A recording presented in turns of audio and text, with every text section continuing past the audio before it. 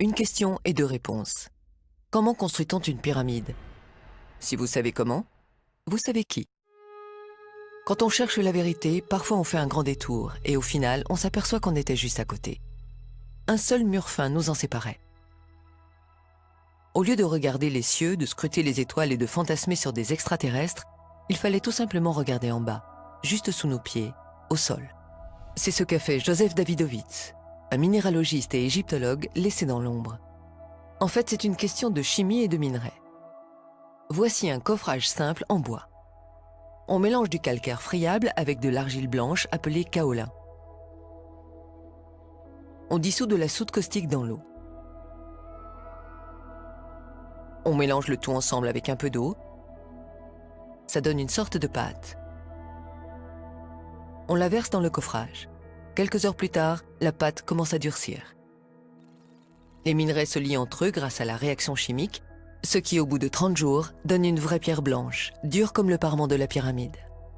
C'est le premier béton de l'humanité. Aujourd'hui, le béton est un matériau quelconque, vulgaire, mais à cette époque, ce mélange était noble et coûteux. Le carbonate de sodium vient du natron, une région d'Égypte. D'où le symbole en chimie du sodium Na pour natron. La chaux est faite en calcinant la pierre de calcaire. Quand on mélange la chaux avec le carbonate de sodium, ça donne de la soude caustique. L'argile kaolin est naturellement intégrée dans le calcaire en Égypte. Ce calcaire argileux est abondant, il y en a des millions de mètres cubes. Le tout est mélangé avec de l'eau et versé dans les coffrages en bois. C'est ainsi que les Égyptiens vont réaliser toutes les pierres. Joseph Davidovits a fait cette découverte en 1989.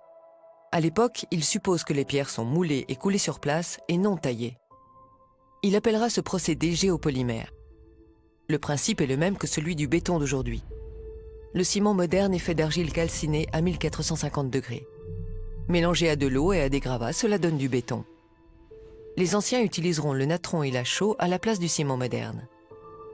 Ce mélange de natron, de chaux, d'argile et de calcaire à température ambiante et à ciel ouvert donne le même résultat que le béton moderne. Il s'agit de béton géopolymère. Des milliers de preuves l'attestent. La pyramide rhomboïdale semble sortir du moule. La qualité du béton est excellente. Il interprète de manière différente la traduction officielle des textes des colosses de même nom. Ils ont construit comme ils faisaient leur pain, avec beaucoup d'amour. Le matériel est un mélange chimique de pâtes siliceuses très complexe. La théorie de Joseph Davidovits a été réfutée et jetée aux oubliettes pour faute de preuves scientifiques. Des années plus tard, il amènera les preuves avec des analyses chimiques. Même avec des analyses très poussées, la différence chimique entre une pierre coulée, artificielle et une pierre naturelle est quasi imperceptible. Le résultat est le même et c'est pour cette raison que les géologues n'ont rien vu. Ils laissent encore place au débat, mais les égyptologues ne sont toujours pas convaincus. Il semble plutôt qu'ils ne veulent pas être convaincus. En 2006, l'administration égyptienne a fait une déclaration officielle. Les pierres ne sont pas du béton. Affaire classée officiellement. Mais ce n'est pas une simple déclaration qui peut transformer physiquement la pyramide de béton en pierre taillée. Davidovits fournit des résultats d'analyse paléomagnétique. Chaque pierre dans la nature au moment de sa formation est magnétisée par la Terre. C'est-à-dire que chaque pierre a un or, comme une boussole. Toutes les pierres de la pyramide ont un or magnétique unique et non aléatoire. Ce sont des analyses chimiques réalisées au microscope par Davidovits, des preuves, mais elles ne sont pas suffisantes pour convaincre le public. Avons-nous d'autres preuves plus convaincantes pour le public, hormis les analyses chimiques et aux rayons X?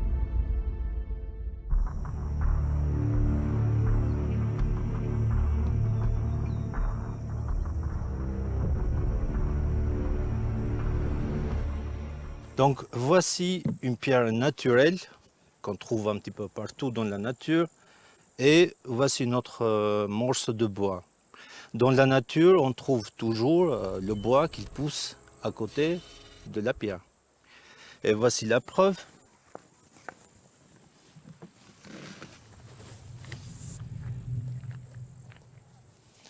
Et donc voici une pierre que j'ai coulée avec la formule de Joseph Davidovits.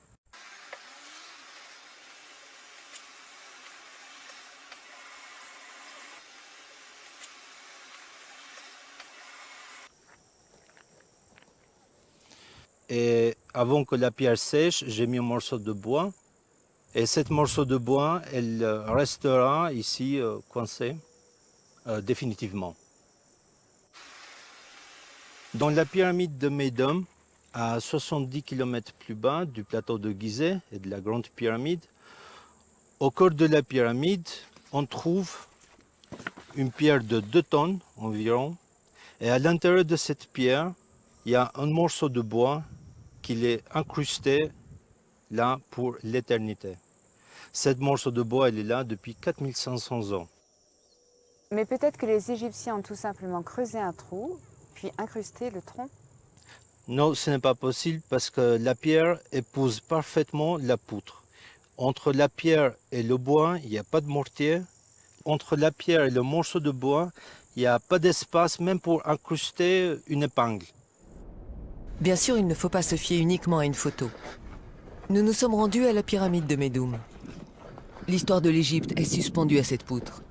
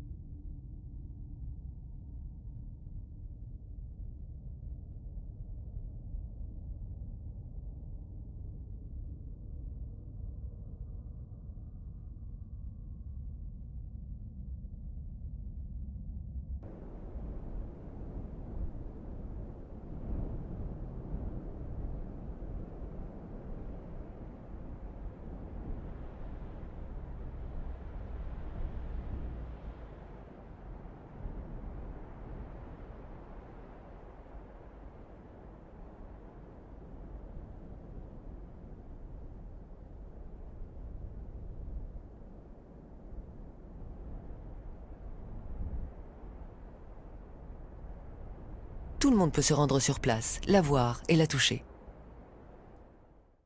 Et quand on sait couler une pierre de manière béton, on va faire une deuxième, on va faire une troisième, on va faire des dizaines, des centaines, des milliers, des millions de blocs. Et ainsi, on pourra construire toute une pyramide.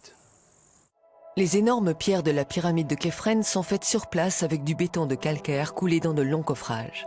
Il est inconcevable de transporter cette pierre. Savez-vous combien de pierres de cette taille y a-t-il? Des centaines. Il est inimaginable qu'elles aient été transportées et taillées. Elles ont bien été coulées ainsi. Dans le temple de la vallée de Képhren, on observe des blocs de calcaire de 300 à 400 tonnes.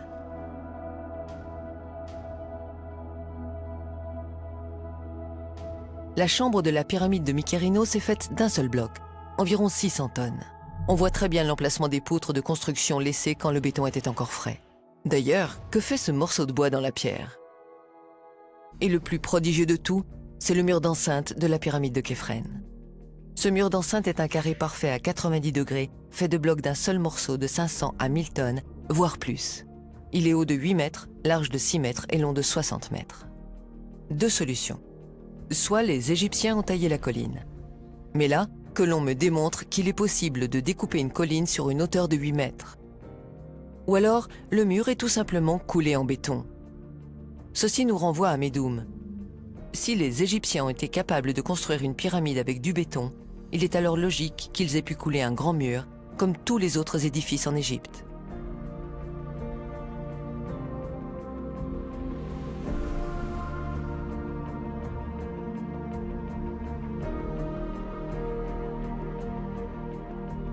Joseph Davidovits, aidé d'une dizaine de participants, a coulé 4 blocs de 2 tonnes en 2 semaines.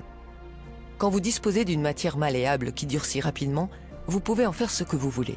Des pyramides, des temples, des statues, des obélisques, des sarcophages ou encore des vases. En effet, c'est simple.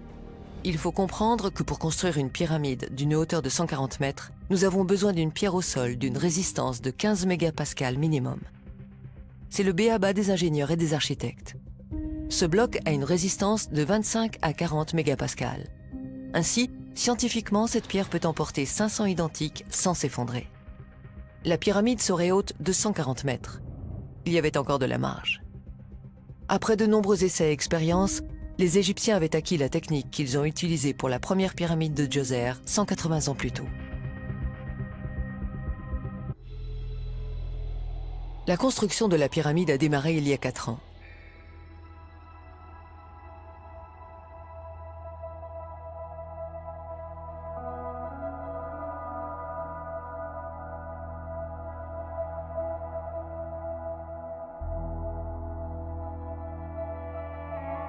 On se trouve au niveau du sol.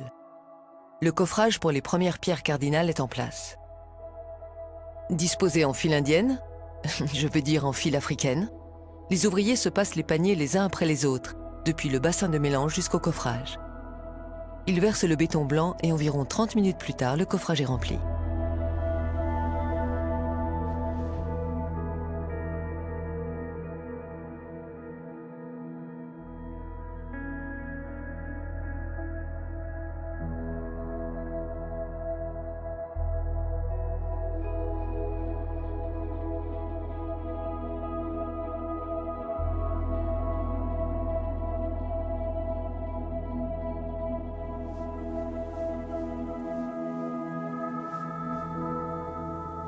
Mais remontons quelques années en arrière.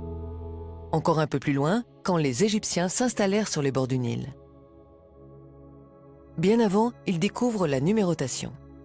Ils partent du simple principe de 1 à 10 en comptant les doigts de la main. Ensuite, ils comptent les doigts des pieds, plus 10, et ainsi s'approprient la numérotation 10 par 10 par 10.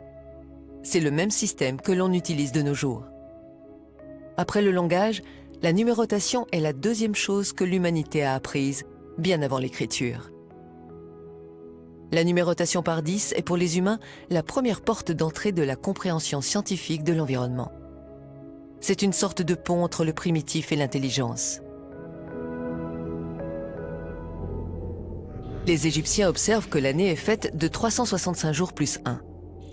Ils la découpent en 3 saisons de 4 mois, donc 12 mois. Les saisons s'appelaient inondation, germination et récolte.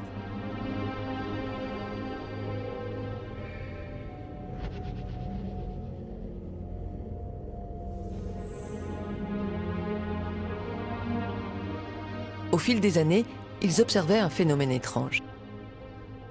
Chaque année en été, durant une journée précise, le 14 juillet, une étoile, la plus brillante, se levait avec le soleil et quelques minutes plus tard, elle disparaissait dans la lumière. Le même jour, le Nil inondait les champs. Les crues étaient fertiles, indispensables à la vie pour produire la nourriture. Les Égyptiens ont divinisé cette étoile et l'ont appelée Sobdé ou Septi. C'est l'étoile qui annonçait les crues du Nil. Aujourd'hui, on l'appelle Sirius. Ce phénomène s'appelle la levée helladique du Sirius.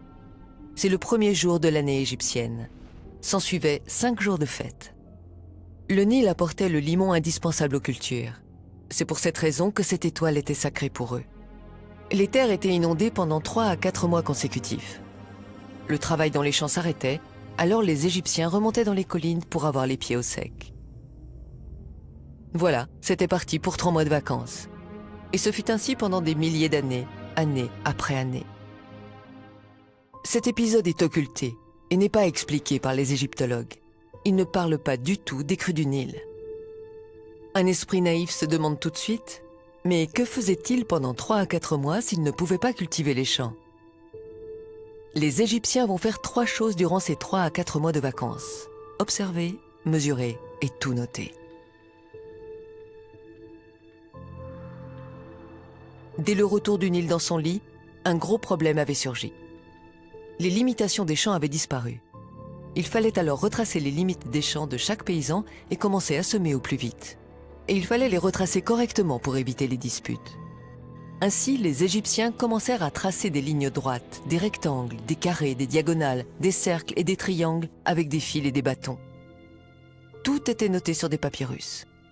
Ce fut le début de la géométrie. Ils comprirent un fonctionnement fondamental de la nature. Tout est fractionné ou assemblé en petites unités égales.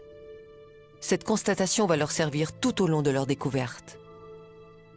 Il leur fallait aussi une unité de mesure pour bien délimiter les parcelles. C'est bien de faire de la géométrie, mais il faut mesurer les lignes. Ils pensent au pied du roi. La longueur du pied du roi peut être utilisée comme étalon. Cet étalon sera multiplié et distribué dans tout le royaume. Ils essayèrent les pieds, les bras, les jambes, les coudes du roi, mais il y avait un problème. Cette unité n'était pas fixe. Le problème était réglé pendant son règne, mais tous les rois n'avaient pas la même taille. Le roi suivant voudrait sûrement qu'on utilise son pied ou son coude par jalousie. Dans les collines, en attendant le recul du Nil, les Égyptiens réfléchissaient et cherchaient une solution au problème. Il fallait que cette unité de mesure ait une longueur fixe dans le temps, si possible, qu'elle ne change jamais. Ils observèrent la taille de différents végétaux, celle des fruits, des graines, tout objet y passa. Mais tous ces objets n'avaient pas de taille fixe. Par exemple, si on arrosait bien une graine, l'année suivante, sa taille changeait. Et sur des longues distances, la différence devenait vite importante.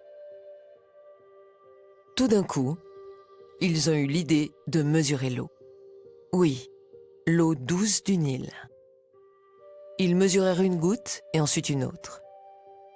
Elles avaient toutes la même taille. Du bas Nil jusqu'au haut Nil, les gouttes avaient la même taille. Ils remarquèrent que la taille de la goutte d'eau ne changeait pas année après année. C'est génial. Les Égyptiens ont trouvé l'unité unique. Le diamètre de la goutte d'eau sur une surface imperméable, comme du granit ou de l'alabastre, est constant. Il mesure 1 centimètre. Aujourd'hui, une vidéo incroyable dans laquelle vous allez plonger au cœur de la première étape du projet Serapeum. Oula.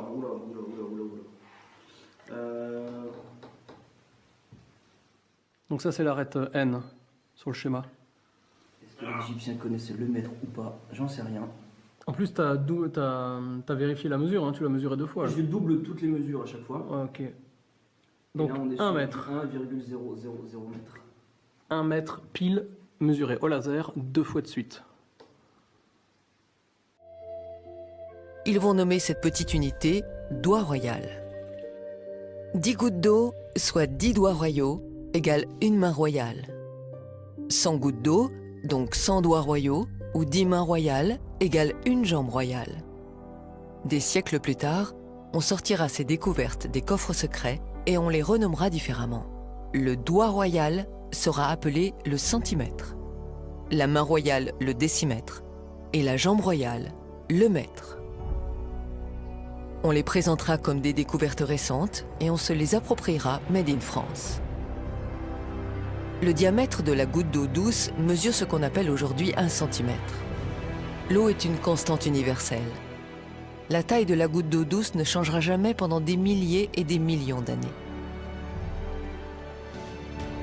Oui, l'unité universelle, le mètre, n'a pas été inventée en 1780, mais elle fut découverte par les Égyptiens il y a des millénaires. Le mètre est une unité universelle parce qu'elle est mesurée sur l'eau. L'eau est la seule matière qui soit stable.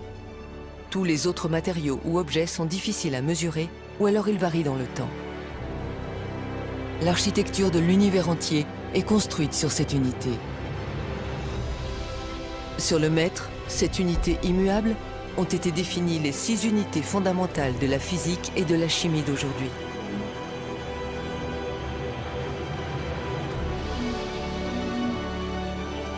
L'ampère, le Celsius, la mole, la candela, la seconde et le kilogramme. Donc, tout.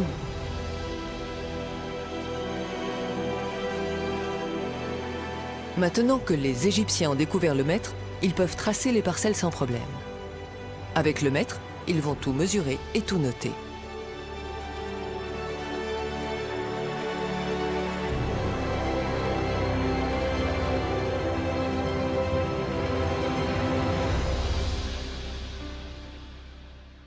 Ils prennent un disque de diamètre d'une jambe royale et l'entourent d'un fil. Ils déroulent le fil et le mesurent. Le périmètre du disque fait 3 jambes royales et 14 doigts royaux, soit 314 doigts royaux. Un disque de diamètre 10 déroulé correspond à 31 unités et à 4 sous-unités. Un disque de diamètre 1 correspond à 3 unités et à 14 sous-unités. Un chiffre ressort à chaque fois. 314, 31,4, 3,14. Il pense que ce chiffre est important. Ce chiffre, c'est le pi, 3,14. Les Égyptiens connaissaient avec précision le pi bien avant Archimède. De cette expérience, ils vont aussi déduire le système décimal. Ils découpent le disque en 6, le mesurent sur la jambe royale, le mètre. Ils obtiennent le chiffre 52 cm et 36 sous-unités, millimètres. Ils le notent et pensent que ceci est important. Au fil de leurs observations, ils constatent que le volume d'une sphère représente 52,36% du volume d'un cube.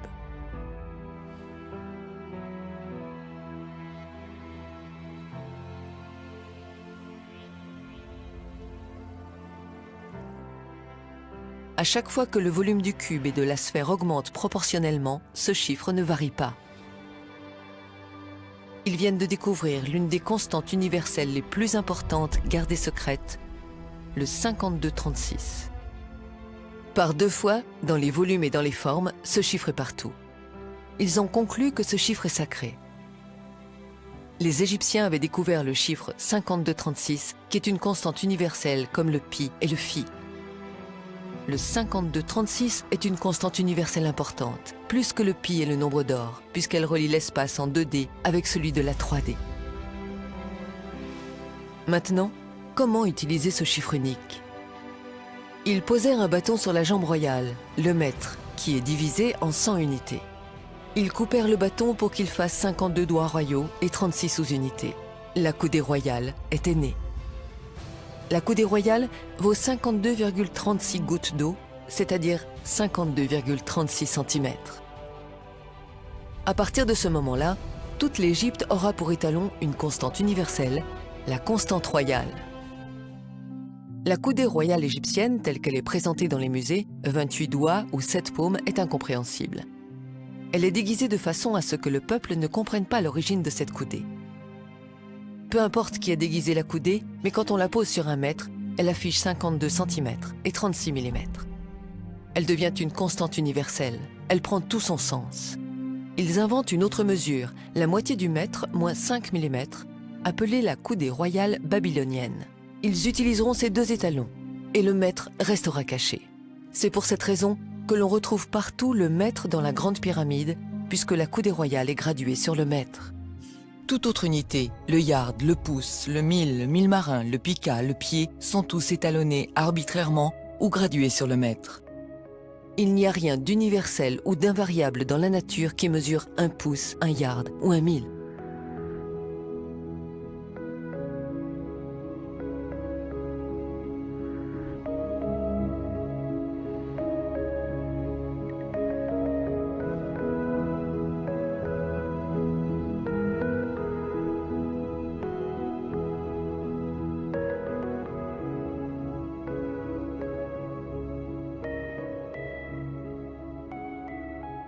Empiriquement, les Égyptiens vont aussi découvrir le nombre d'or.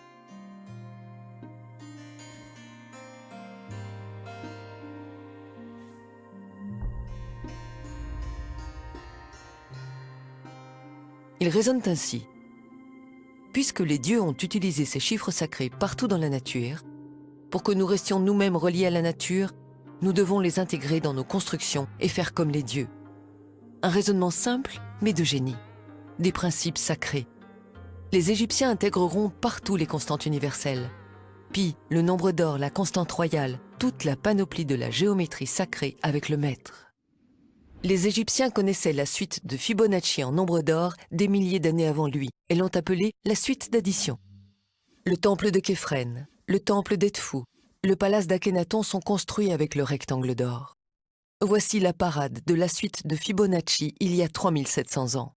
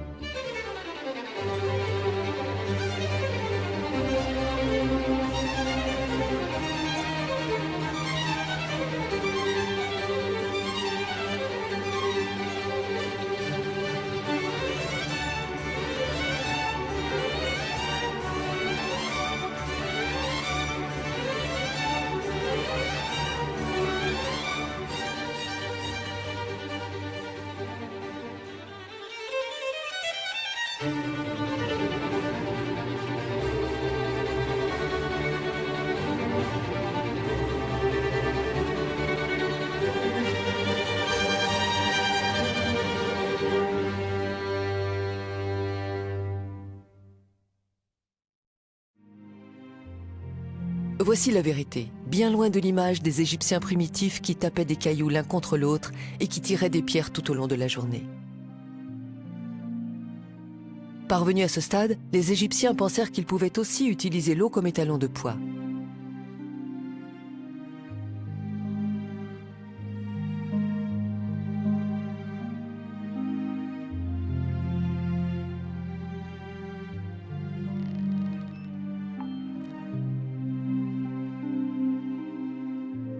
Ils pesèrent un récipient de 10 doigts royaux rempli d'eau, puis lui assignèrent un poids sur la balance.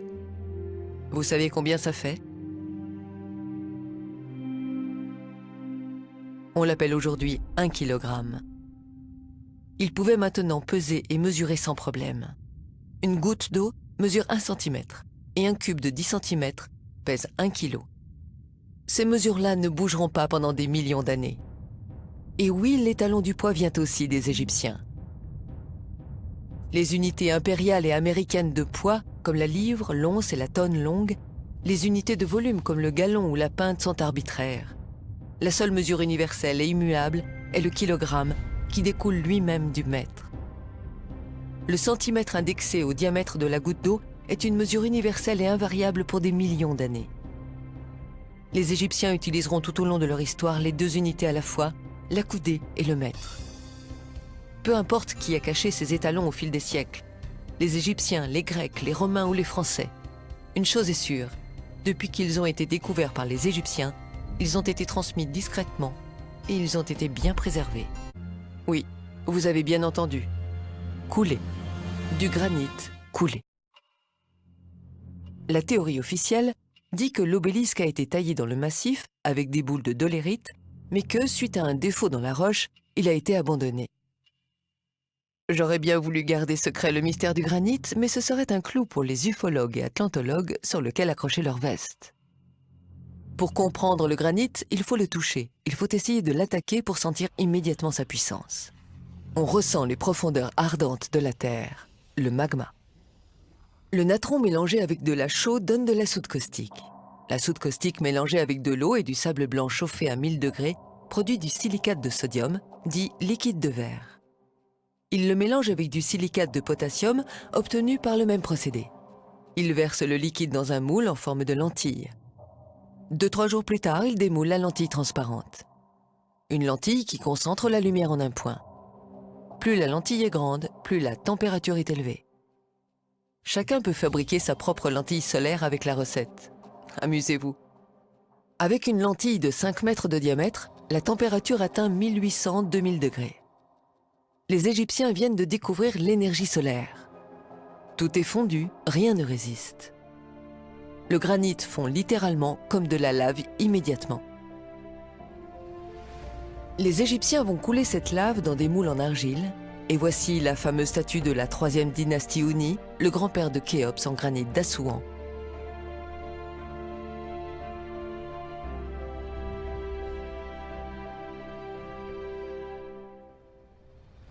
Des vases plus durs que l'acier, comme ceux-ci en trachy andésite datant de moins 3500 avant Jésus-Christ.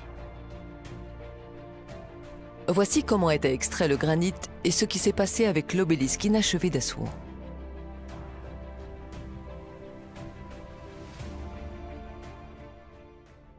Les ouvriers dans la carrière d'Assouan étaient chargés d'extraire le granit sous forme de pavés.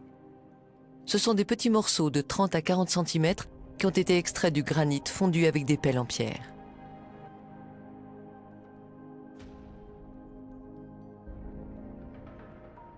Une fois refroidis, ces morceaux ont été transportés par bateau à Gizeh à plus de 900 km. Parvenus à Gizeh, ils ont été à nouveau fondus puis coulés dans des coffrages en argile.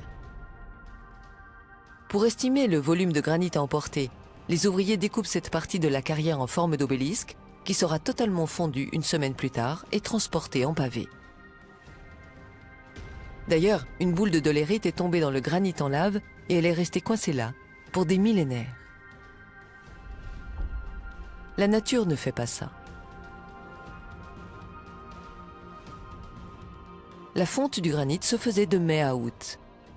La trace des extractions du granit est inclinée. Cela correspond à la meilleure trajectoire du Soleil. Pendant ces mois-ci, son intensité est la plus forte.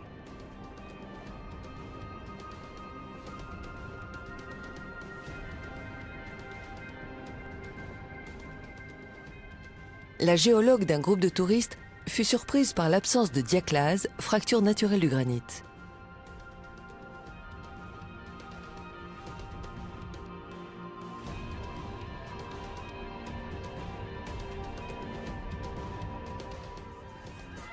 Là, c'est naturel, et comme si là, ça avait été modifié. C'est naturel et c'est normal. Et là, ça, c'est modifié, il n'y a c'est pas- rien, il n'y a pas de diaclase. Comment c'est possible? Et pourtant, il y a bien les traces noires de santé qui... C'est normal, car le granit fondu, une fois refroidi, est comme neuf, sorti de la terre. Les ouvriers fondent le granit grâce à la lentille. Ils commencent alors à découper des entailles et des trous dans le granit en jouant avec le rayon solaire de la lentille.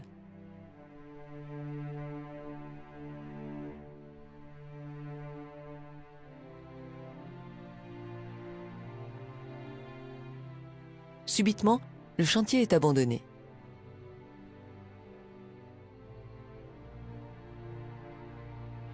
C'est ainsi que les Égyptiens ont fondu toutes sortes de pierres, du quartz, du granit, du schiste, du basalte, de la diorite, du gneiss, du gros waké. Pas de bol, ils ne sont pas tombés sur des terres ferreuses, sinon ils auraient découvert l'acier. L'énergie solaire était déployée au maximum. La reine Hatshepsut, à Karnak, écrit que son obélisque a été réalisé en 7 mois. C'est tout à fait envisageable avec la lentille. Les colosses de même nom, pesant 1800 tonnes chacun, ont été fabriqués avec un mélange de quartz et de granit fondu. Les Égyptiens vont exploiter le cuivre pendant des milliers d'années dans les mines du Sinaï. Le cuivre est un matériau très mou, utilisé pour faire des casseroles qui seront utilisées pour faire le mélange de fabrication du silicate. Pourquoi n'y a-t-il aucune preuve? Pendant toute son histoire, l'humanité a fait des guerres pour l'énergie. Une forêt, un champ, une côte, un lac, c'est de la nourriture potentielle, c'est de l'énergie. Tout au long de son existence, l'humanité a fait des guerres pour l'énergie. Alors il faut imaginer qu'une telle découverte devait rester secrète. Elle était transmise discrètement de génération en génération. Aujourd'hui, le solaire est l'énergie la plus accessible et la moins chère. Elle est gratuite. Les preuves que le granit a été coulé avec des lentilles solaires se trouvent dans les coffres du Vatican, de Paris, Londres et Le Caire.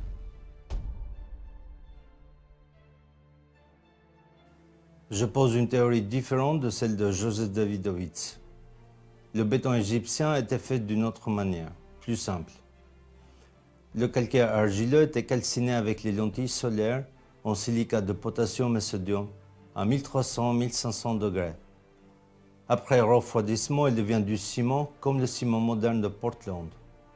Il restait tout simplement à le mélanger avec le calcaire sur place et de l'eau comme le béton. Il faut faire des analyses sérieuses pour déterminer s'il s'agit du géopolymère ou du ciment fait avec les lentilles solaires. Pour construire la pyramide avec du ciment et calciner l'argile à une température de 1200-1500 degrés, ils ont utilisé les lentilles solaires. Il a fallu environ 300 000 tonnes de carbonate de sodium, de natron et 500 000 tonnes de chaux pour bâtir la pyramide. L'énergie solaire était également utilisée dans la cuisson des pains et pour la préparation des repas. Car sinon, des milliers de troncs de palmiers auraient dû être brûlés pour faire de la chaux, pour alimenter les fours à pain et pour cuisiner les repas de milliers d'ouvriers. En 2 ans, ça aurait été la déforestation totale et la révolte civile. Le bois était très précieux parce qu'il était rare et les quelques forêts de palmiers faisaient en plus de l'ombre pour les cultures. Couper un palmier, c'était vraiment la dernière des choses à faire. Sans la découverte de l'énergie solaire, il n'y aurait pas eu de pyramide. L'Égypte n'en serait pas arrivée là où elle en est arrivée. Grâce à l'énergie solaire, les Égyptiens ont préservé la nature.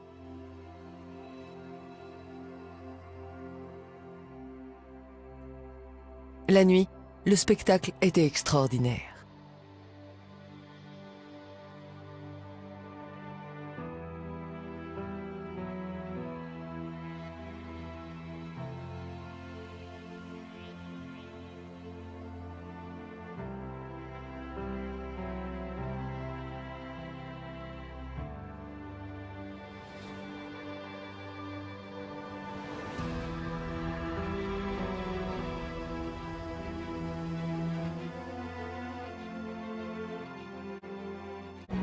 temples en Égypte.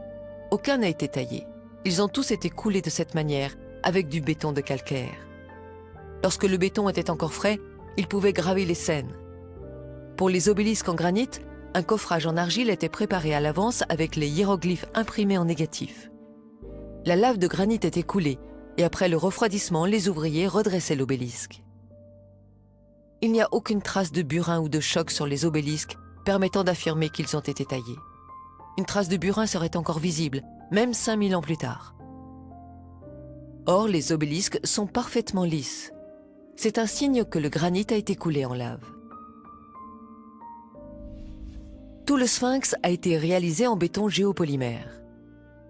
Pour cela, les ouvriers creusèrent pour dégager de l'espace. Ils coulèrent une dalle et disposèrent par-dessus un gros tas de béton qu'ils modelèrent à la main, puis ils décorèrent le sphinx avec des pavés. On peut distinguer sa tête qui porte des marques de béton. Au fil des siècles, le revêtement en pavé est tombé. La pluie, qui ruisselait depuis le haut en grande quantité, a tracé des sillons. Mais qui est le sphinx? Képhrène ou un autre roi?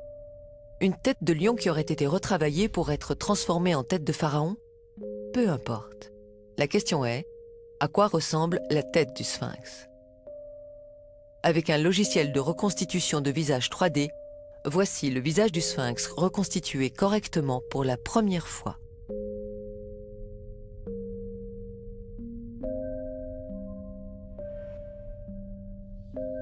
Sans commentaire. Puisqu'ils étaient noirs, il est logique de faire une sculpture à leur image. Comme un peintre qui peint son dieu à son image, les Égyptiens ont fait le sphinx à leur image.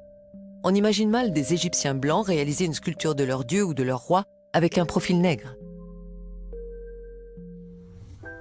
Vous avez entendu le mot nègre.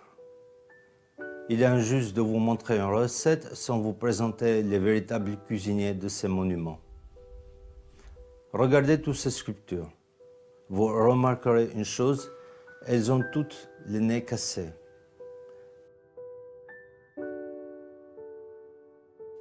Si on observe les statues et les fresques, la ressemblance est frappante. Le nez, les grosses lèvres. En effet, beaucoup de statues ont le nez cassé parce qu'ils avaient, comme on dit, un nez de nègre. Hérodote dit que les Colches étaient une colonie des Égyptiens parce qu'ils avaient la peau noire et les cheveux crépus. Livre 2 Euterpe. Les Colches étaient une colonie africaine qui a migré pour s'installer vers la mer Noire. Aristote parlera aussi des Égyptiens en les décrivant comme excessivement noirs. Ceux qui sont excessivement noirs sont quoi? Ce sont les Égyptiens et les Éthiopiens. Les Grecs utilisaient 4 mots pour dire noir: sombre, brun ou ténébreux. Kéleinos, Eremnos, Aiton et Mélas. Mélas est le noir physique le plus total. C'est la racine de ce mot qui forme le mot mélanine. Mélas, mélanine. La mélanine est le pigment qui colore la peau en noir pour le protéger du soleil. Aristote dira précisément agon mélanès pour désigner les Égyptiens et les Éthiopiens, ce qui veut dire excessivement noir en grec. Zézostrys III, dit Sénouserte en égyptien, détient le record pour le nombre de sculptures à son effigie. Des dizaines. Presque toutes ces sculptures ont le nez cassé. Mais quelques-uns ont échappé à l'inquisition raciale. Le professeur sénégalais Diop a demandé au musée de Caire de faire 3 prélèvements d'1 mm² sur des momies de Ramsès II, de Séti Ier et de Thoutmôsis III, exposées au musée de Caire. Une fois les prélèvements analysés, ils révéleront le taux de la mélanine. Plus le taux de la mélanine est élevé, plus la peau est noire. Que je mets à la disposition des participants du colloque pour qu'on les observe au microscope. Et nous pouvons absolument voir le taux de mélanine sous la peau des anciens Égyptiens. Il en reste suffisamment malgré la destruction partielle de l'épiderme.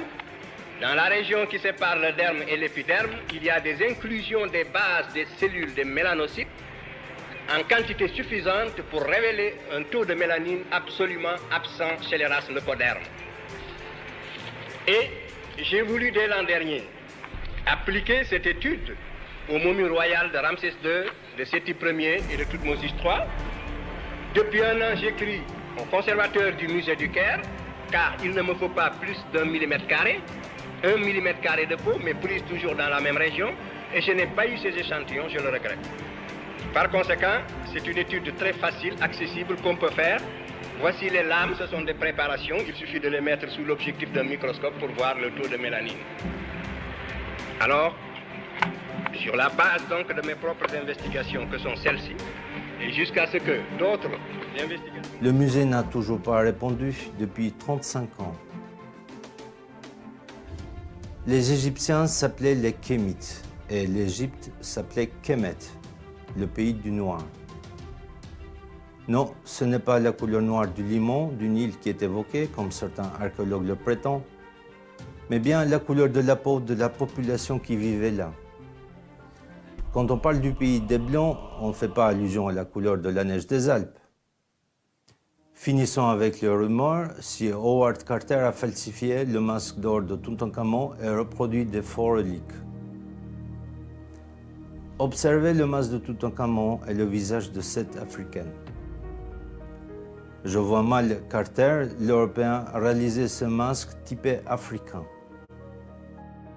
Il est midi, la température est au taquet, c'est-à-dire qu'il fait à peu près 45-46 degrés. Il n'y a absolument pas d'ombre, vu que c'est une carrière et qu'il n'y a aucun bâtiment et qu'on ne peut absolument pas s'abriter. Autant vous dire que je ne veux pas rester ici 3h30. Bon, donc là il commence à faire un peu chaud. On se trouve derrière la pyramide de Mykérinos. Je commence à comprendre pourquoi Fémi n'est pas venu.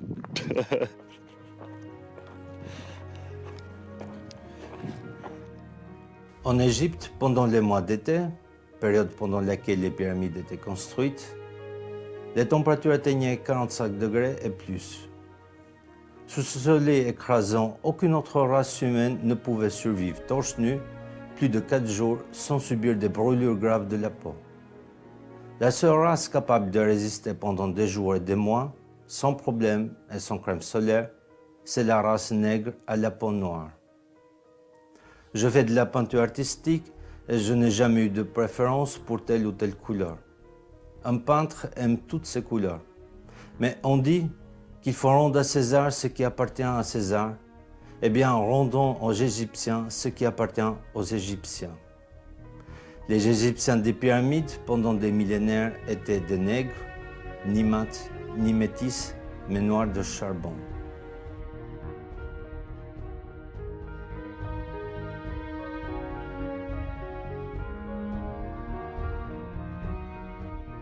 Les Égyptiens ont mémorisé et imprimé leur négritude dans le granit et dans le quartz pour l'éternité.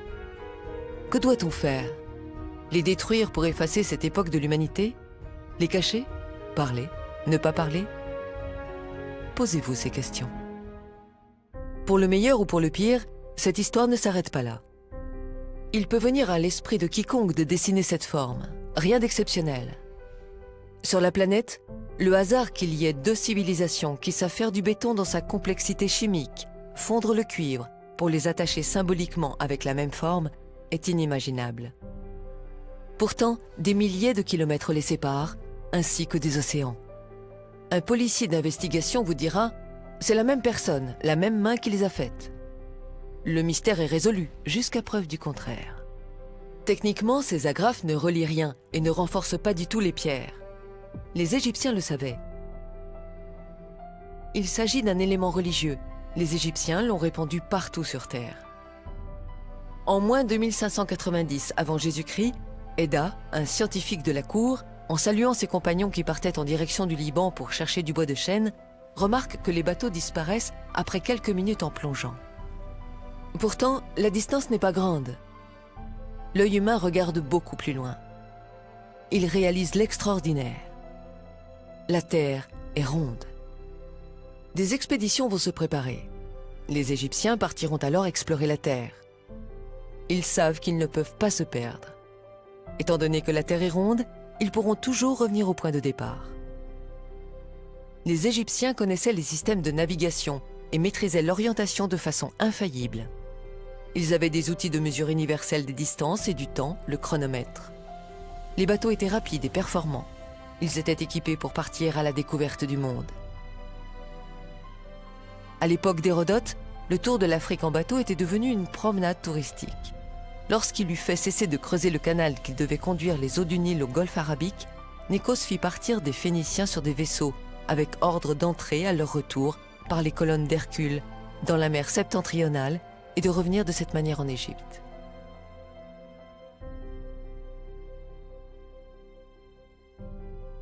Ayant ainsi voyagé pendant 2 ans, la 3e année, ils doublèrent les colonnes d'Hercule et revinrent en Égypte. Les Égyptiens ont voyagé par milliers jusqu'en Amérique, l'actuel Guatemala, pour la première fois entre moins 3000 et moins 2000 ans avant Jésus-Christ. Mais pas seulement les Égyptiens, beaucoup d'autres Africains les ont accompagnés. Imaginez, vous êtes Maya et vous voulez construire un édifice pour commémorer les morts ou les dieux. Vous observez et vous copiez la nature. Vous faites des tombes en cercle, en carré, de toutes sortes de formes. La dernière forme qui vous vient à l'esprit est celle d'une pyramide, et encore moins avec des tunnels creusés dessous comme en Égypte. Des analyses récentes des momies égyptiennes ont révélé des traces de cocaïne. La cocaïne pousse uniquement en Amérique. De plus, il faut les imaginer observer et mesurer les équinoxes et les solstices pour aligner les pyramides. Le calendrier égyptien commençait le 14 juillet, plus 5 jours de fête. Celui des Mayas commençait également le 14 juillet, plus 5 jours de fête. Puis, trouvez la formule chimique pour fabriquer du béton. En comparant les constructions d'Amérique et celles d'Égypte, la ressemblance est frappante, comme 2 gouttes d'eau. Des preuves plus solides? Et si on mesurait les pyramides d'Amérique centrale? Avant de regarder ce film, la découverte de l'étalon de la mesure universelle, le mètre, était un secret. Il était compliqué et abstrait de trouver cet étalon universel. Maintenant, vous savez comment le mètre a été inventé par les Égyptiens. L'apogée. Les Égyptiens arrivés, ici, à l'autre bout du monde, vont construire une pyramide avec le mètre et le pi. La base de la pyramide du Soleil mesure 220 mètres. Convertie en unités de pouces, de pieds ou de yards, cela devient inconfortable pour les ouvriers.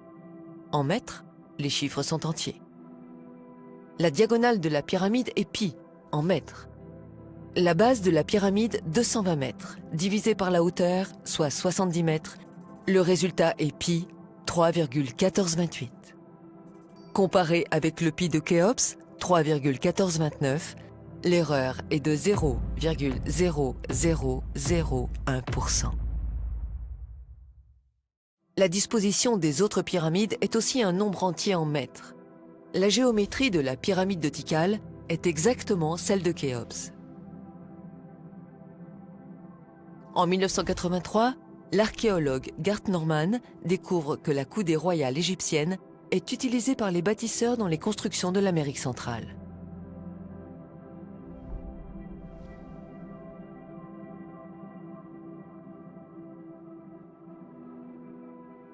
La grande année, l'année des 26 000 ans de précession des équinoxes, est également présente sur une carte de l'Orient inscrite sur la stèle Izapa. Le hasard qu'un peuple pré-maya ou que les Mayas aient trouvé et développé seuls, isolés du reste du monde, le mètre, le pi, la coudée royale, le béton géopolymère et l'énergie solaire pour fondre la pierre est totalement exclu. La probabilité est nulle.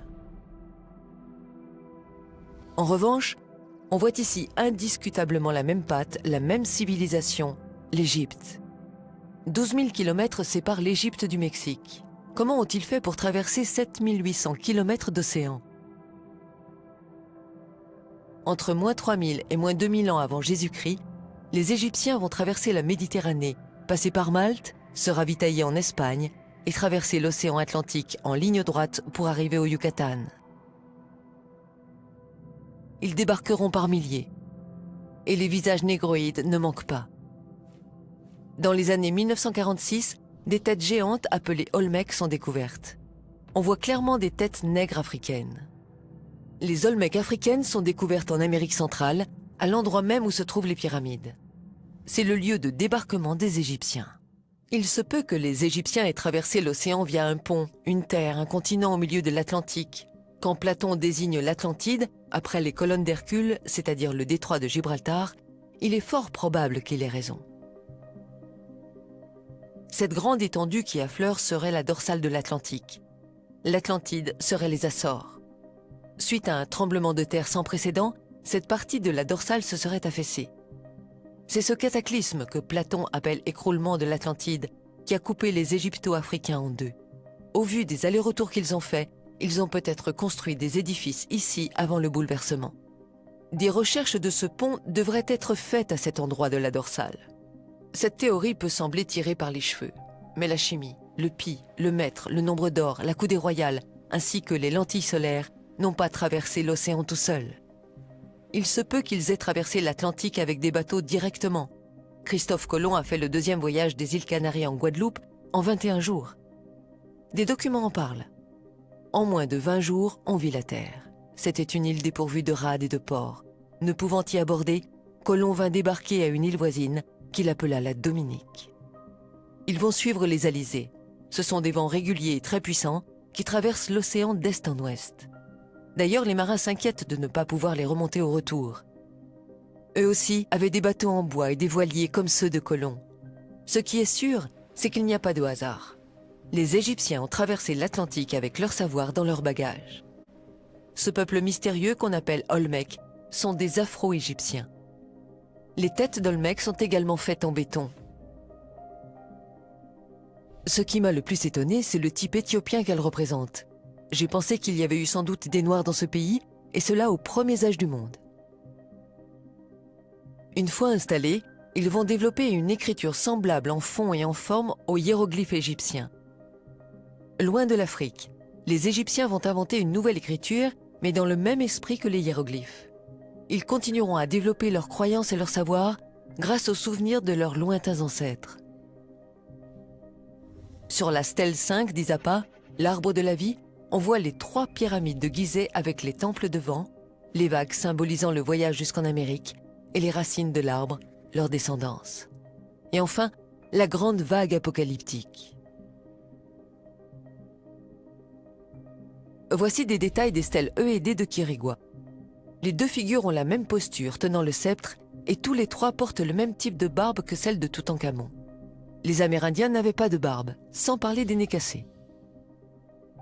Côté architecture, en Amérique comme en Égypte, les ouvriers vont appliquer la même méthode de construction que les pyramides et les temples. Toute la vie sera organisée autour. Le calcaire sera brûlé pour faire de la chaux et du mortier. Avec ce mortier, ils construiront toutes les pyramides d'Amérique centrale. Des centaines de pyramides et de temples seront construits au Guatemala, dans le Yucatan et au sud du Mexique. Tous ont été construits par les Afro-Égyptiens, en béton fait de cendres volcaniques mélangées à la chaux. Ils seront tous alignés avec Sirius, les étoiles de la constellation d'Orion. Plus tard, ils se déplaceront à Teotihuacan et Tula. Ici, ça ne serait pas des blocs entiers en béton comme en Égypte, mais de la pierre naturelle volcanique reliée avec du béton. La méthode de construction est la même que pour la pyramide de Khéops, via des couloirs. Bien entendu, la cité de Tula et Teotihuacan seront construites avec le mètre égyptien comme mesure. Les Égyptiens vont aligner la cité de Teotihuacan avec... Maintenant, vous le savez. La cité sera alignée à 14 degrés 7, non avec le nord, mais avec le sud-ouest, avec Bételgeuse, Al-Nilam et Rigel, passant par l'axe de l'hémisphère le 20 novembre à minuit 00, autour de moins 2200 ans avant Jésus-Christ. Cet alignement s'observe durant ces années-là, à plus ou moins 50 ans près, ce qui nous indique la date de la construction de la cité de Teotihuacan. Ici, ils feront demi-tour. Ces édifices n'ont pas été bâtis par les Mayas. Des siècles plus tard, les Mayas et les Incas ont aménagé leur vie sur ces cités à la suite du départ des Africains. La légende expliquant que c'étaient les dieux qui étaient descendus pour construire ces temples a perduré. La cohabitation semblait impossible entre ces 2 civilisations très décalées technologiquement. Suite à des guerres avec les autochtones moins développés qu'eux, les Afro-Égyptiens, ou comme on peut les appeler maintenant les Améro-Égypto-Africains, vont migrer peu à peu vers les côtes du Pacifique Sud et vont abandonner ces lieux que les locaux vont s'approprier. Ils s'installeront dans des endroits reculés et sur les hauteurs, peut-être pour avoir la paix. Partout où ils se rendent avec leurs lentilles solaires puissantes, ces hommes sont pris pour des dieux. Partout, ils laissent leurs empreintes et leurs légendes. Il se peut qu'il y ait eu un grand cataclysme, un tsunami géant de 300 mètres qui a balayé toute la péninsule du Yucatan. Les rescapés, égyptiens et la population locale abandonnèrent les lieux rapidement et descendirent au sud. 4500 km séparent Caral de Calakmul. Là encore, il y a des pyramides, alignées avec Sirius, et le site est construit avec le maître.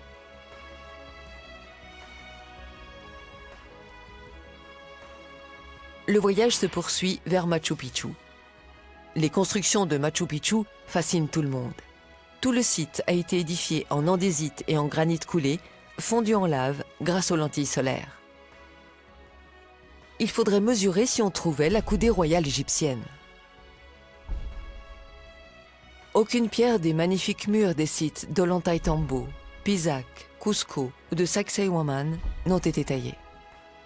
Ces sites ont été construits par les Afro-Égyptiens avec les lentilles solaires. Après leur départ, les Incas continueront de les entretenir, mais avec une technique rudimentaire. L'écart technologique est flagrant.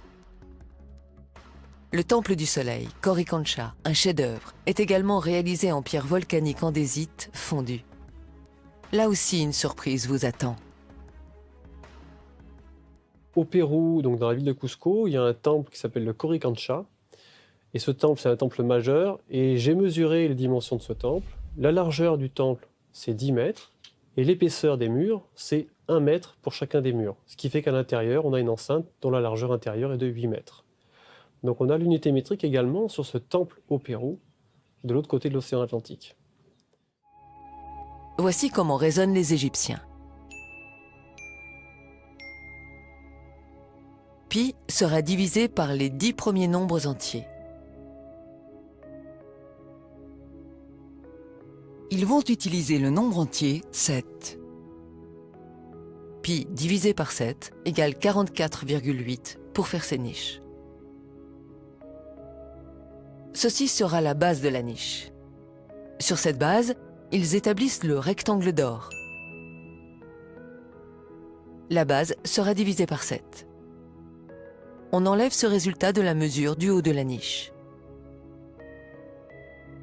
Voici la forme de la niche qui sera réalisée, le tout en centimètres. L'erreur est de plus ou moins 2 mm.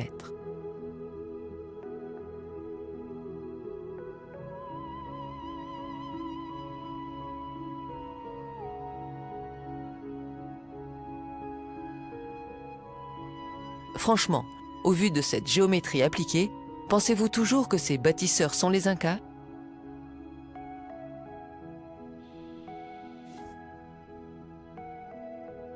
Par hasard, sur le chemin, ils tombent sur une grotte avec des dimensions sacrées.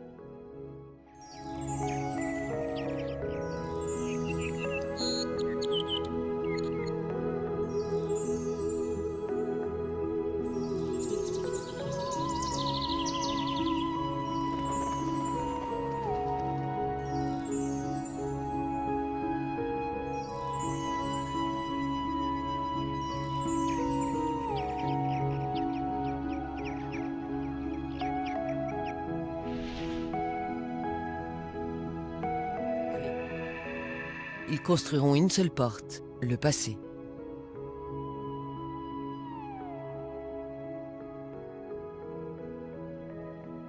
On remarque sur les pierres des traces de l'empreinte d'un objet tiers qui a été posé au moment du coulage.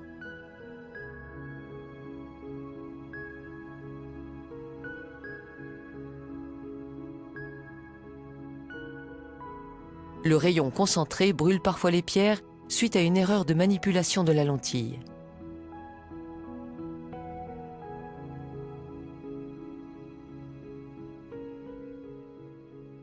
Les Afro-Égyptiens descendirent de plus en plus vers le sud.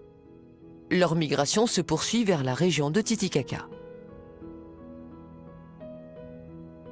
La même technique a été utilisée à Tiwanaku, les portes du soleil et le temple de Kalasasaya, de l'andésite fondu en lave puis versé dans des moules. La théorie soutenue par certains chercheurs expliquant que les pierres ont été fondues puis vitrifiées par un plasma solaire est fausse, puisque les alentours n'ont pas été touchés. Joseph Davidovits publie en 2018 les analyses chimiques des pierres des portes du Soleil à Tiwanaku et à Pumapunku. Nous sommes arrivés à la conclusion suivante. L'échantillon extrait de la pierre de grès rouge du monument de Pumapunku montre qu'un fluide ferreux rouge sert de liant.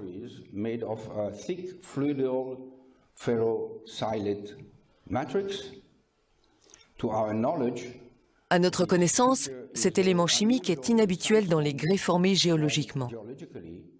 Ce cas est unique et conforte l'idée de grès artificiel réalisé comme du béton géopolymère. Nous avons ici des blocs de béton vieux de 1400 ans.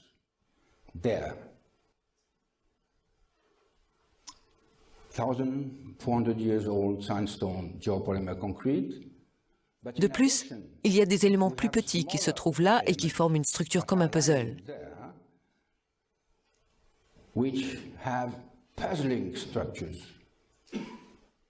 Ils sont faits en pierre andésite volcanique.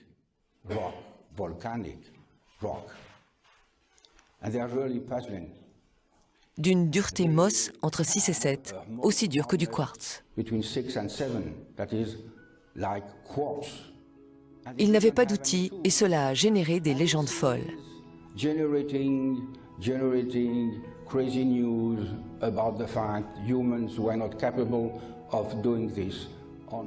Les humains étaient incapables de réaliser cela, seuls les extraterrestres et les super civilisations le pouvaient. Quand vous voyagez au Pérou ou en Bolivie, c'est ce que les guides touristiques vous racontent.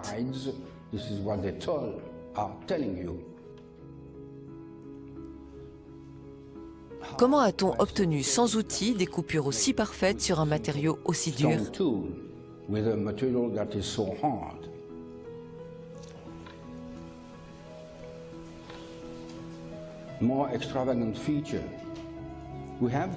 Nous avons cette petite pierre qui contient 20 trous percés avec précision ayant 30 cm de profondeur.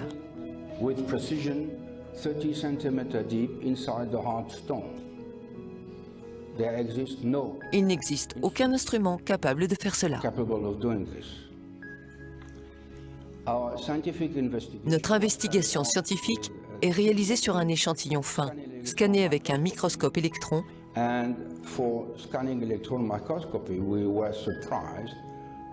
Et nous sommes surpris de trouver des éléments comme ceci.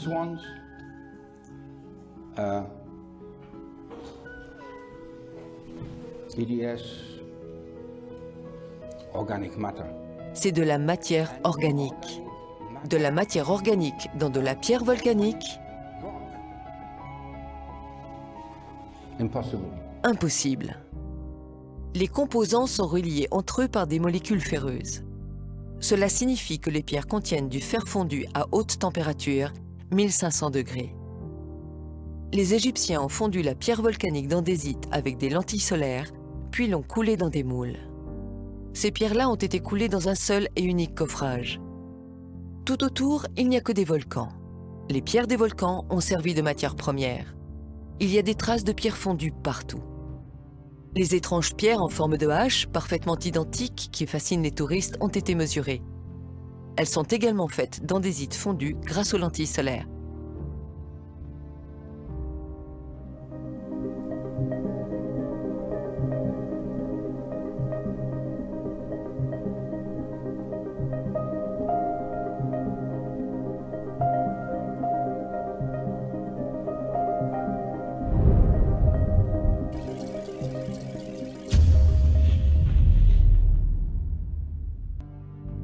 Les pierres de Pumapunku mesurent précisément 1 mètre et 0,0 mm.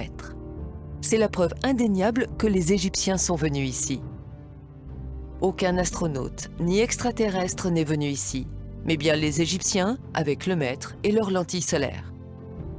Aucune machine ultra sophistiquée n'a coupé ces pierres, aucun alien. Ce sont des pierres fondues comme l'a été le granit d'Assouan, le schiste et le quartz en Égypte.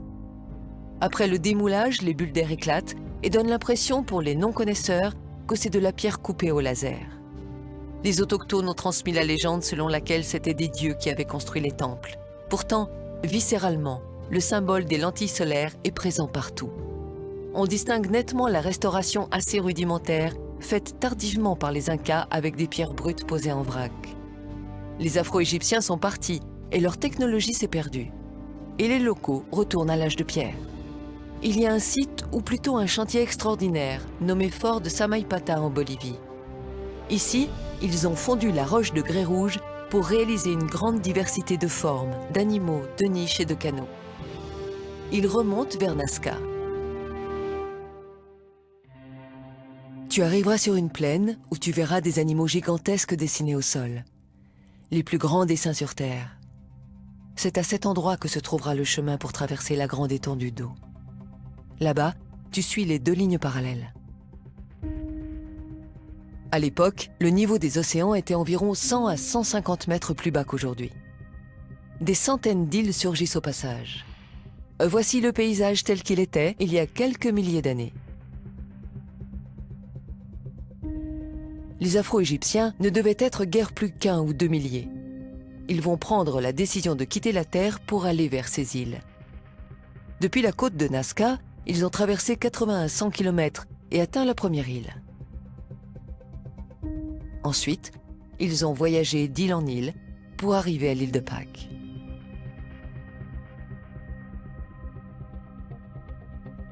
Voici les preuves que ceux que l'on appelle les Rapa Nui venaient du Pérou ou de l'Amérique du Sud. Ces 6 statues se trouvent au Pérou. Leur ressemblance avec les Moai de l'île de Pâques est stupéfiante.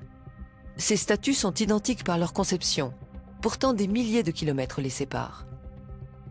Au temple de Kalasasaya, on trouve une statue anthropomorphe rappelant un Moai de l'île de Pâques.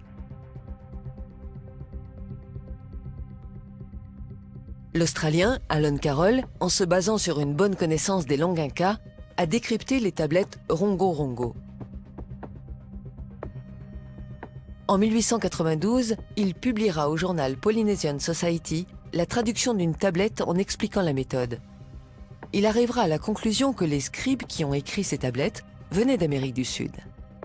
Il s'agit en résumé d'un récit de guerre et de disputes entre les clans.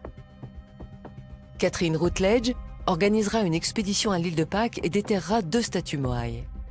Mais on ne sait pas ce qu'elle a découvert réellement. Les Moai furent aussitôt enterrés et depuis, plus personne n'a eu le droit de déterrer une statue. Y a-t-il des inscriptions révélatrices? Des Moai taillés et déplacés avec des cordes, c'est aussi fantaisiste que cette image. Ces hommes ne viennent pas seulement d'Amérique du Sud, mais ils sont d'origine afro-égyptienne. Ils vont construire sur l'île pas moins de 887 Moai, toujours selon la même technique. Les statues ont été coulées. Aucun Moai n'a été taillé ou déplacé. Le sel de l'océan, fondu à 600 degrés, aurait été mélangé avec les cendres des volcans et ajouté à du silicate de soude pour fabriquer les Moai avec la pâte obtenue. Les volcans, ce n'est pas ce qui manque. D'ailleurs, ces cendres sont du ciment naturel calciné à 1500-1800 degrés par les volcans. Je pense que ce sont des pierres en basalte volcanique qui ont fondu grâce aux lentilles solaires. Car pour faire fondre tout ce sel, en plus du silicate de soude, il aurait fallu brûler toutes les palmiers de l'île. Reste à faire des analyses pour déterminer si les statues de Moai sont faites en béton jaune polymère ou andésite fondu en lave ou bien avec du ciment obtenu des lentilles solaires. Le Moai inachevé en andésite fondu et l'obélisque inachevé d'Assouan en granit fondu portent la signature numérique du même artiste. À part les murs en pierre fondue qui ressemblent à ceux du Machu Picchu au Pérou et au temple de Képhren en Égypte, il y a une autre preuve que les Égyptiens ont été sur l'île de Pâques. Le mètre. La chaussée de Aou-Tongariki, sur laquelle les 15 Moai sont posés, fait précisément 100 mètres. La grande chaussée entière mesure 220 mètres. Les bâtisseurs de ces monuments ont déployé le mètre jusqu'au bout du monde. Il est inconcevable qu'une population d'indigènes sur une île perdue au bout du monde ait eu besoin d'utiliser le mètre et qu'il l'ait découvert. Il y a une ligne droite et précise qui part du bord de la côte vers l'intérieur des terres.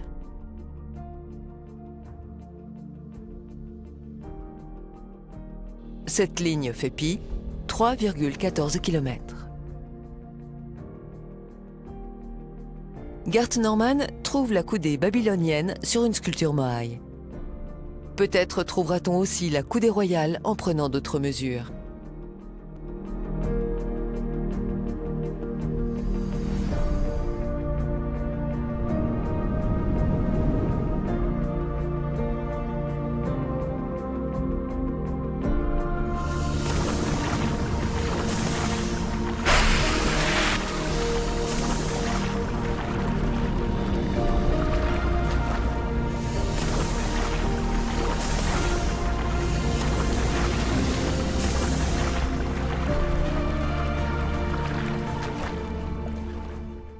Au fil des années, les Égyptiens feront le tour du monde plusieurs fois.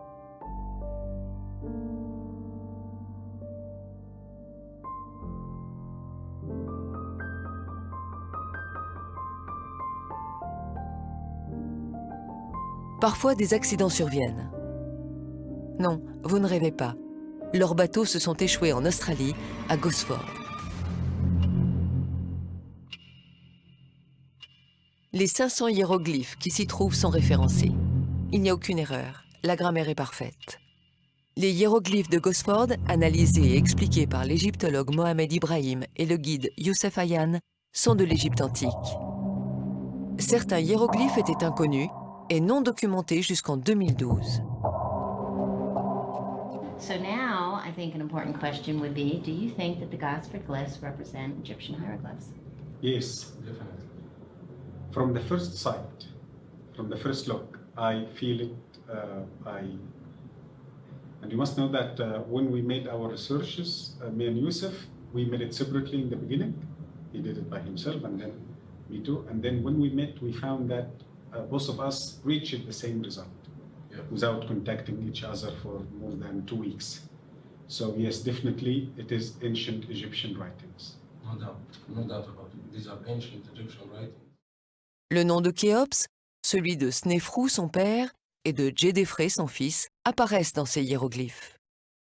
Colin Hayter, chercheur indépendant, fait la traduction. Snéfrou est venu 2 fois en Australie.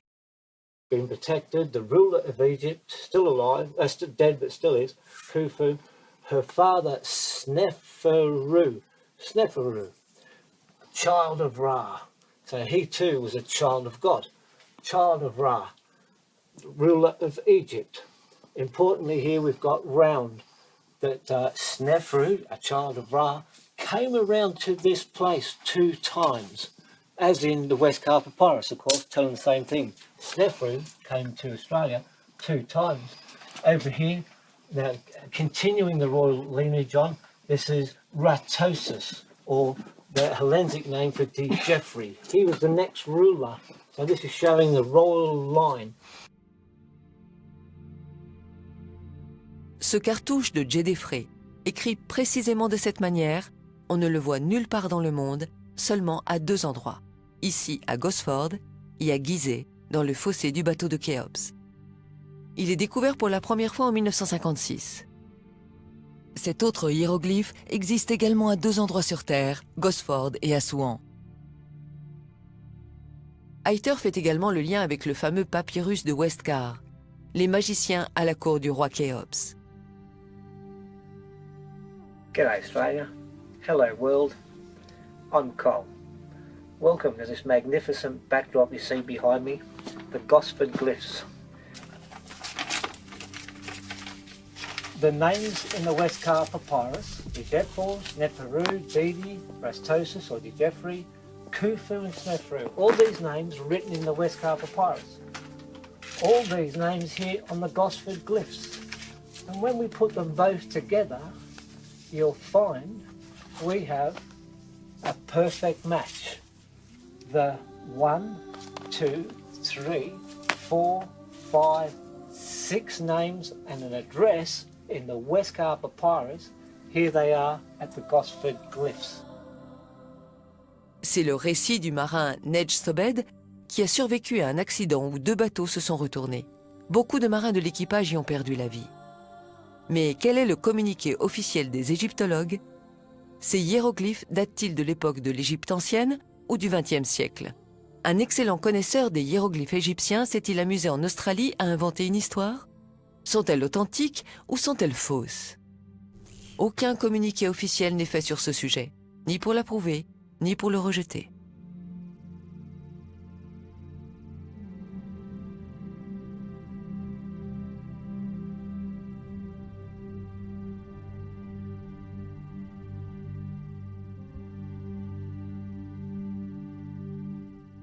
Ils voyaient la Terre différemment de nous.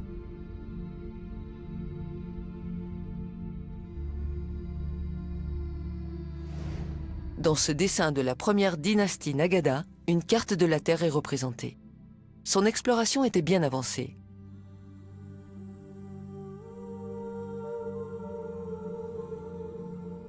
L'exploration de la planète se déroulera aussi de l'autre côté.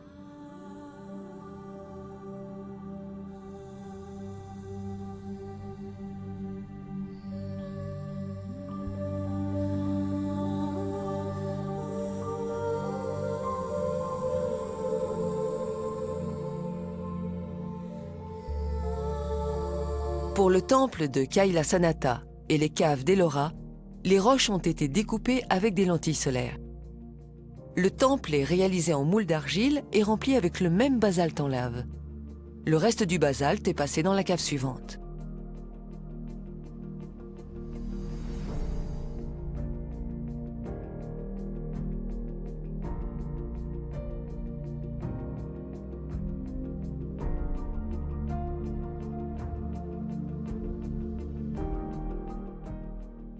Voici l'une des plus grandes statues antiques du monde en granit blanc, 1000 tonnes. Il n'y a pas de granit blanc dans la colline et les alentours. La même technique est déployée ici, comme en Égypte pour les statues.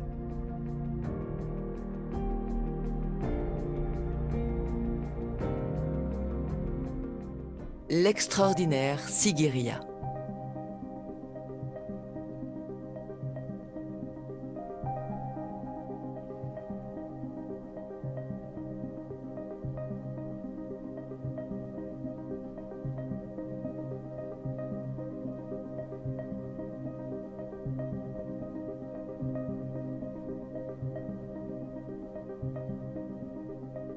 Il n'y a aucun escalier ancien depuis le sol pour y accéder. Le premier escalier métallique a été installé en 1900 et n'allait pas jusqu'en haut. Comment les travailleurs ont-ils pu accéder? Et comment ont-ils pu transporter le matériel et la nourriture?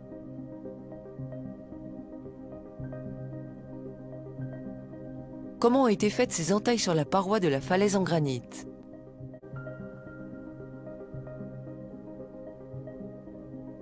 Les jardins ont été construits avec le mètre, le triangle sacré et le rectangle d'or.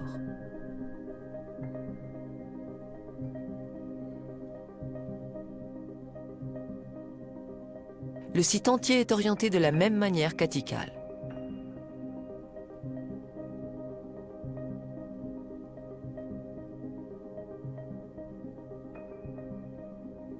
Près de la ville de Gaya, en Inde, se trouve un lieu appelé Barabar.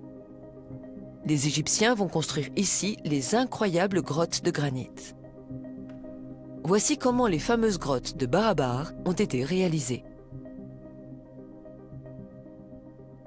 Un moule en argile est préparé sur place. L'agencement est fait précisément au millimètre près à l'extérieur. Une fois le moulage achevé, il coule le granit en lave avec les lentilles solaires disposées au-dessus. Le granit se refroidit et durcit.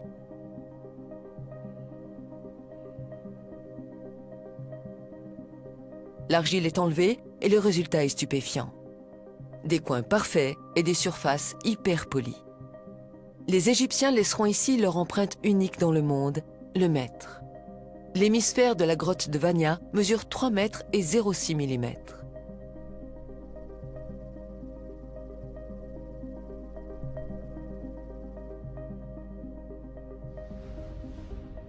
Les temples d'Angkor Wat sont construits avec le mètre et alignés avec l'équinoxe.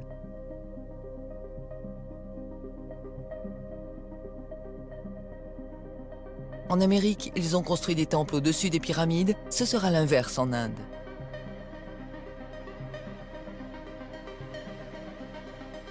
Pour que l'éblouissement soit complet, à 360 degrés, voici la pyramide de Suku qui se trouve au sud de l'Indonésie. Sa géométrie est la même que celle de Khéops et de Tikal.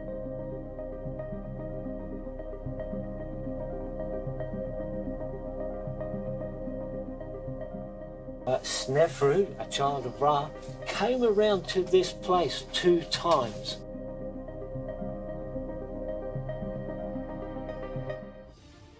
Imaginez que l'on trouve une tour Eiffel en Australie qui date de la même époque que Gustave Eiffel. Selon les documents, Gustave Eiffel n'a jamais voyagé en Australie. Au cas où on ne trouve aucun indice, il est légitime d'en attribuer la paternité à Gustave Eiffel et de l'appeler la tour Eiffel d'Australie. Jusqu'à preuve du contraire. Appelons alors les grottes de Barabar les grottes égyptiennes. Appelons alors ces prouesses des prouesses égyptiennes. Les prouesses des Afro-Égyptiens paraissent incroyables. Il paraît insensé qu'ils aient pu réaliser tout cela à travers le monde, qu'ils aient pu voyager ainsi.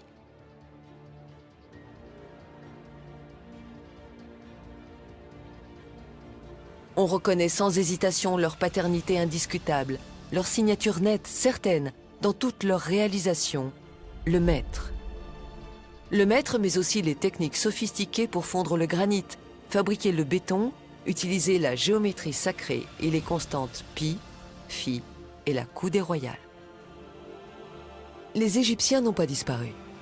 Face à la dégradation des conditions climatiques en Égypte, ils vont migrer massivement avec leur savoir en Inde où des centaines de temples vont naître.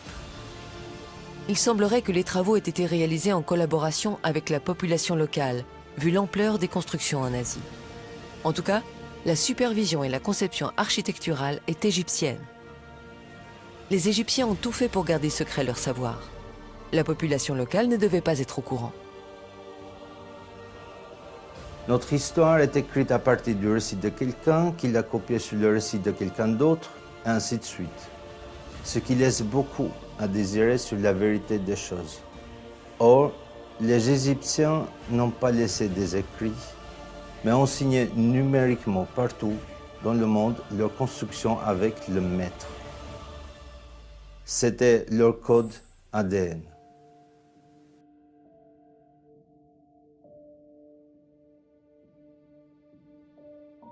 L'hypothèse est qu'à ce moment-là, l'apocalypse se produit. Aux alentours de moins 2100 avant Jésus-Christ. Un tremblement de terre très puissant. Le continent au milieu de l'Atlantique, l'Atlantide de Platon s'écroule. Des tsunamis gigantesques s'élèvent. En Amérique centrale, des villes entières sont balayées par les vagues en quelques minutes. L'Égypte entière sera mise à terre par ce tremblement, ce qui a fait tomber les revêtements en granit de la pyramide de Mykérinos. Le papyrus d'Ipuwer décrit un paysage apocalyptique. Toute bonne chose a disparu. Il ne reste pas le noir de l'ongle. La peste s'est abattue sur tout le pays. Il y a du sang partout, le fleuve est de sang, le pays est sans lumière. Partout sur Terre, les vestiges vont s'effondrer, sauf les plus massifs. La planète entière sera ébranlée. Le niveau des océans monte. Les villes côtières sont submergées par les eaux en quelques jours. Les civilisations se remettent petit à petit de ce cataclysme. Thalès de Milet, Pythagore, Platon, Solon, Archimède, Hippocrate et des centaines d'autres séjourneront durant 15 ou 20 ans en Égypte. Non comme des touristes en vacances, mais pour acquérir le savoir au pays des Lumières. Ils rentrent chez eux avec quelques miettes de connaissances qu'ils enseigneront à leur retour en Grèce. Souvenons-nous, Hérodote s'est bien fait balader par les prêtres égyptiens concernant la construction de la pyramide avec des grues. Les Grecs soutireront aux Égyptiens quelques formules sur la fabrication du béton et quelques bases d'architecture pour construire leur premier temple. L'architecture du temple de Djoser, construit 2400 ans plus tôt, sera fidèlement copiée par les Grecs. Le temple d'Athéna, le Parthénon, Erechtheion seront réalisés en béton calcaire. Le marbre sera également coulé et non pas taillé. Ce procédé sera copié plus tard par les Romains. Mais cela ne leur suffisait pas, car les savants égyptiens ne lâchaient pas grand-chose. Il devenait crucial pour les Grecs de mettre la main sur l'Égypte. Tous unis autour d'Alexandre de Macédoine, les Grecs partiront envahir l'Égypte. Après qu'Alexandre ait battu les Perses à Granique, son premier objectif fut d'envahir, non, l'Égypte. Pour les Grecs, Alexandre méritait bien son nom, le Grand. Après sa mort, son meilleur ami Ptolémée s'installera en Égypte comme roi et ne retournera plus jamais en Grèce. C'est comme si le chef du village devenait du jour au lendemain le dirigeant de la Silicon Valley. Telles étaient la Grèce et l'Égypte à cette époque. Ses enfants, ses petits-enfants, des dynasties entières ptoléméennes régneront en Égypte. Il est clair que les Grecs n'avaient pas choisi de s'installer dans le tiers-monde. Les Romains, en s'emparant à leur tour de ce savoir, vont construire leurs villes et leurs empires. On entend parler de ciment et de béton romain, mais avant d'être romain, ce béton était égyptien. Des centaines de temples romains seront rapidement érigés tout autour de la mer Méditerranée. La construction du Colisée dura 10 ans. À l'ouest, le Forum romain fut achevé en 8 ans. Il aurait fallu au moins 200 ans pour les construire en pierre taillée. On sait reconnaître une pierre coulée grâce à l'insertion d'un objet qui n'a rien à faire là, comme dans l'exemple de la pyramide de Méidum. À Lugdunum, Lyon, se trouve le théâtre antique construit sous le règne d'Auguste. Sur ce site, on voit des blocs en granit, en calcaire et en andésite. Ils sont agencés de manière précise comme à Cusco et comme en Égypte, là où une feuille ne pourrait pas se glisser. Ce sont des minerais agglomérés et coulés en béton géopolymère.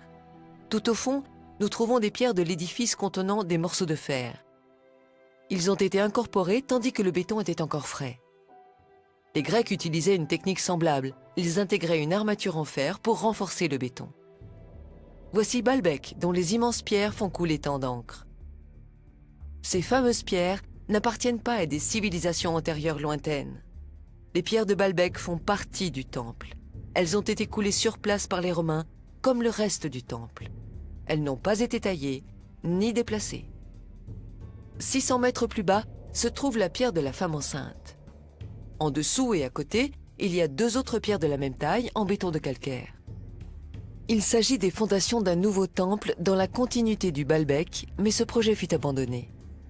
C'est bien l'œuvre des Gréco-Romains et non pas celle d'une civilisation disparue il y a 12 000 ans. Tout l'Empire romain sera construit en béton de calcaire. La technique des Égyptiens pour fondre le granit restera secrète pour le grand public. Comme tout le reste de l'Empire, l'Égypte sera pillée à son tour. Après la conquête de l'Égypte, beaucoup d'obélisques égyptiens ont été emmenés en Europe, essentiellement à Rome. Plus tard, ignorant la signification des récits gravés sur des obélisques, ils y posèrent leur croix. Les outils pour extraire et broyer les minerais se développent et deviennent de plus en plus performants. L'ordre des Templiers, soi-disant les gardiens du temple, était en réalité un ordre de bâtisseurs de temples en béton. Ils se soumettront à l'Église après avoir été massacrés en 1312. Les demandes pour faire des églises, des théâtres, des centres culturels, des bâtiments publics et privés deviennent de plus en plus fortes. Les enjeux financiers sont énormes.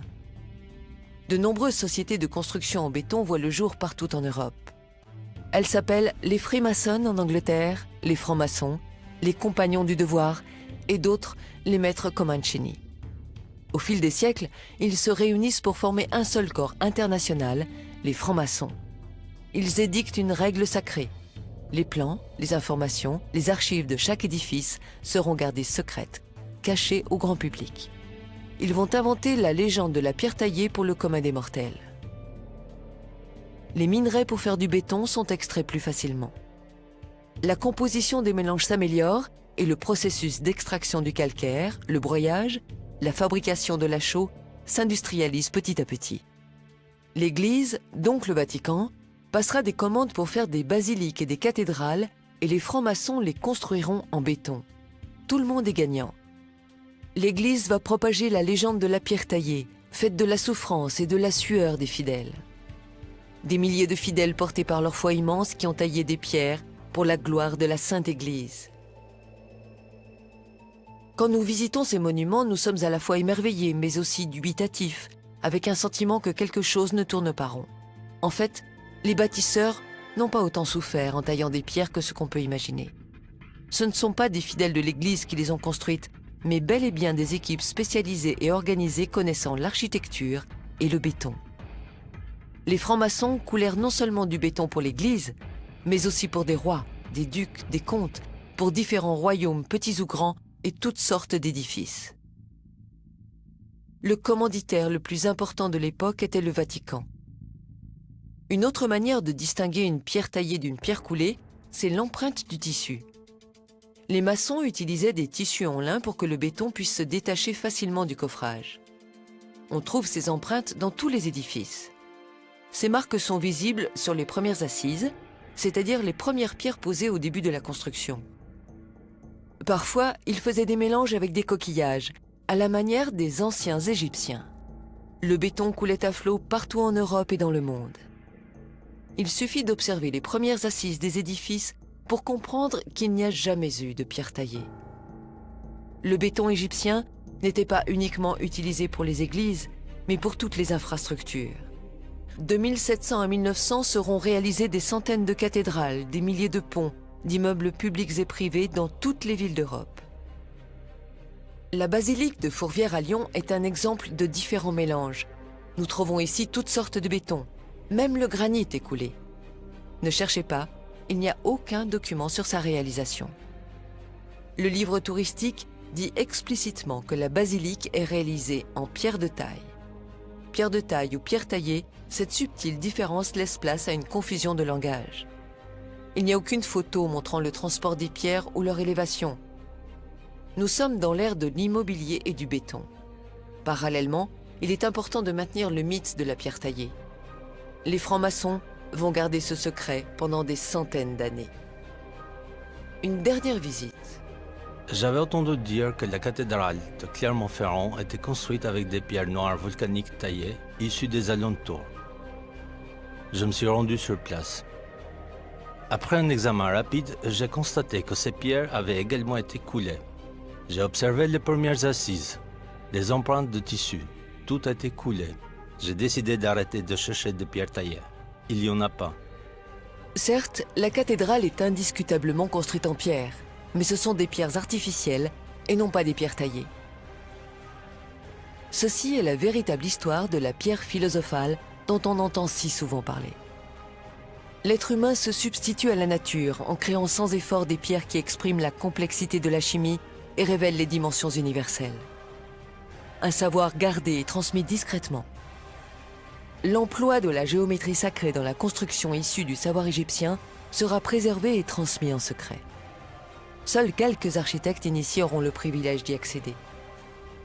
Les maçons appliqueront l'architecture sacrée et la pensée égyptienne en intégrant les constantes universelles dans tous les édifices. Les architectes des cathédrales vont déployer le mètre, pi, le nombre d'or et la coudée royale.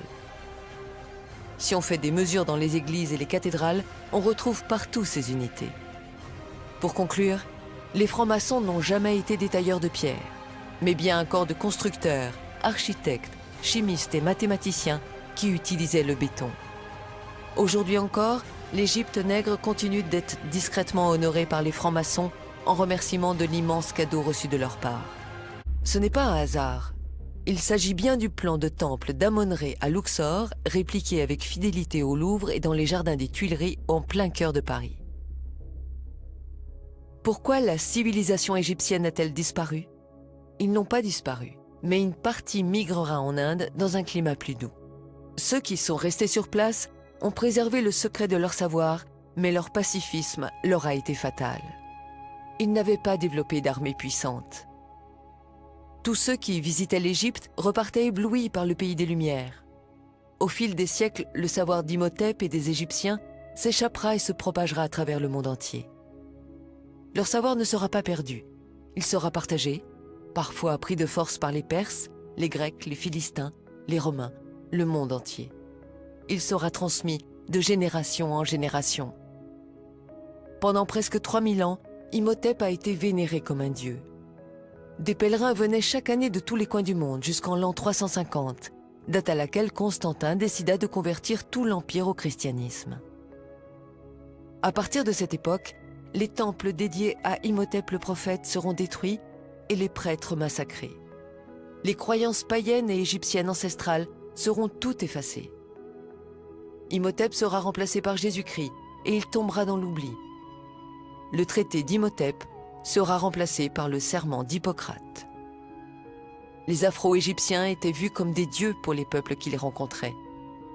Nous réalisons maintenant qui sont ces extraterrestres et ces dieux. C'étaient les premiers scientifiques de l'humanité, les pères de la chimie, de la physique, des mathématiques et de la géométrie. Les Égyptiens ont fondé la civilisation moderne. Le Nil était doublement sacré. Il offrait de la nourriture, mais pas seulement.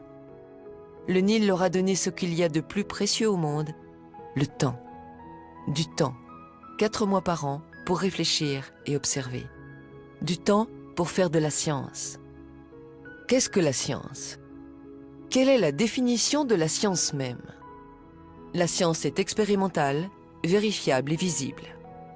Des milliers de livres écrits, proposant chacun une hypothèse pour écarter les Égyptiens et mettre à la place une civilisation extraterrestre, Atlante, astronautes disparus ou des esclaves, c'est de la fiction, de la fantaisie et non pas de la science. Il n'y a aucune preuve pour affirmer l'existence des extraterrestres. Sans jouer avec les mots et avec la sémantique, sans faire de philosophie, le fait de ne pas avoir de preuves scientifiques est déjà une preuve. Depuis des milliers d'années, nous sommes seuls sur la Terre et nous le resterons pour longtemps encore, seuls, face à nous-mêmes. Ces théoriciens de l'ignorance et de l'obscurantisme appartiennent désormais aux poubelles de l'histoire. Les poubelles de l'histoire sont là, pour entreposer ces livres et ces théories.